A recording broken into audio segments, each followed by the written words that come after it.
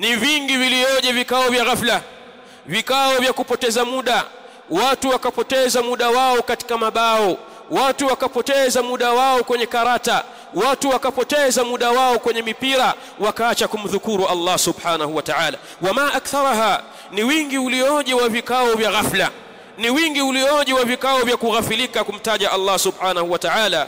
Waliyaqtarib min majalis alilmi wal khashya, na akurubie vikao vya alilm, akurubie vikao ambavyo ndani yake panasomeshwa ilm, ndani yake pana alkhashya, kumwogopa Allah subhanahu wa ta'ala. Wa fil hadith ibadallah, na katika hadithi hii ayuha nas, annahu, ya kwamba yeye Allah subhanahu wa ta'ala anasema katika hadithi hii, yaqulu malakum min almalaika, atasema malaika mmoja katika malaika wa Allah subhanahu wa ta'ala atasema kumwambia Allah subhanahu wa ta'ala, baada ya Allah subhanahu wa ta'ala kutaja yale maneno yaliyotangulia, ushhidukum anni qad ghafartu lahum, na kushuhudisheni hakika mimi nimewasamehe wao.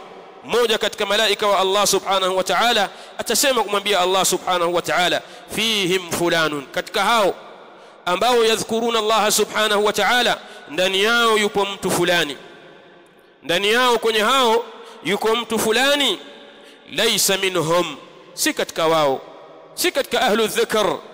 Miongoni mwao yupo mtu ambaye laysa minhum, si katika watu wenye kumtaja Allah subhanahu wa ta'ala, ni katika watu ambao wamekuja kwa sababu ya haja zao. Inma jaa li hajatin, hakika si vinginevyo amekuja kwa sababu ya shida fulani. Kuna shida iliyomleta msikitini, akakuta kuna darsa, akasubiri ile darsa mpaka ikaisha. Kuna shida imemleta msikitini, akakuta kuna watu wanasoma Qur'an, akamsubiri yule mtu anayesoma Qur'ani mpaka alipomaliza kusoma Qur'ani akatoka naye kwa ajili ya haja zake, hajaja kwa ajili ya kumdhukuru Allah subhanahu wa ta'ala. Malaika anamwambia Allah, inna fihim fulanun, hakika ndani yao yupo mtu fulani, laysa minhum, ambaye si miongoni mwao, si katika ahlu dhikr. Inma jaa li hajatin, hakika si vinginevyo mtu huyo amekuja kwa ajili ya shida zake fulani. فقال, atasema Allah subhanahu wa ta'ala, humul julasa la yashqa bihim jalisuhum, hao ni marafiki ambao la yashqa bihim jalisuhum, hawi muovu atakayekaa nao.